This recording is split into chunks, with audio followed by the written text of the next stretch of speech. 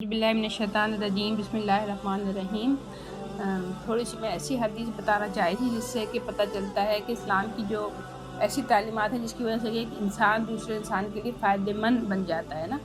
اور یہاں جو ہے یہ تصور دیا گیا ہے، رسول اللہ صلی اللہ علیہ وسلم نے بتایا کہ جب ایک انسان دوسرے انسان کی ہیلپنگ کا کام کر رہا ہوتا ہے تو دراصل اس کو ایک بہت بڑے اجر کا مستحق قرار دیتا ہے یہ والا کام نا۔ جیسے کہ ایک حدیث ہے صحیح بخاری کی کہ مسلمان کا بھائی ہے، نہ وہ اس پر ظلم کرے اور نہ اسے کسی ظالم کے حوالے کرے۔ جو کوئی اپنے بھائی کے کام میں لگا رہے گا تو اللہ تعالیٰ اس کے کام میں لگا رہے گا۔ یہ بہت اہم بات ہے، اگر ہم کسی دوسرے کا کام کریں گے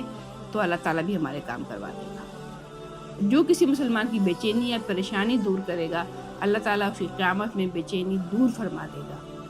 اور جو کسی مسلمان کی عیب پوشی کرے گا اللہ تعالیٰ اس کی قیامت کے دن عیب پوشی فرمائے گا۔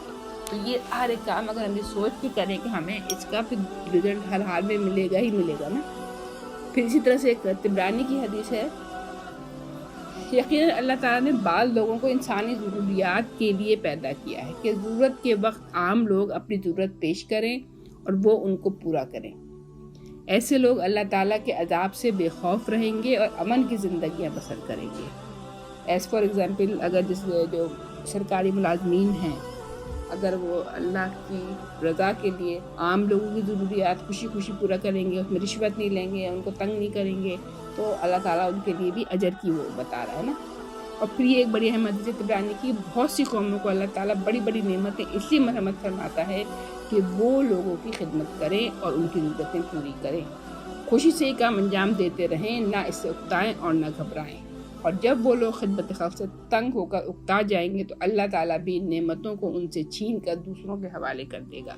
اس میں بہت اہم پوائنٹ ایک یہ بھی ہے کہ جو بھی کوئی قوم، ضروری نہیں ہے کہ پھر وہ مسلمان قوم ہی ہو، اگر کوئی نان مسلم قوم بھی ایسے کام زیادہ کر رہی ہے جس سے کہ زمین کے اندر بناؤ پیدا ہو رہا ہے، یعنی وہ لوگوں کی خدمت، انسانیت کی مخلوق کی خدمت کے لیے کام کر رہی ہے، تو اللہ تعالیٰ دنیاوی طور پر پھر اسی کو اپر ہینڈ دے گا۔ یہ مسلمانوں کو صرف اس لیے نہیں اپر ہینڈ مل جائے گا کہ کیونکہ یہ کلمہ پڑھتے ہیں، لا الہ الا اللہ پڑھتے ہیں، اور دوسری طرف ان کے اندر جو اخلاقی جو ہم دیکھ ہی رہے ہیں آج کل۔ صدق اللہ العظیم۔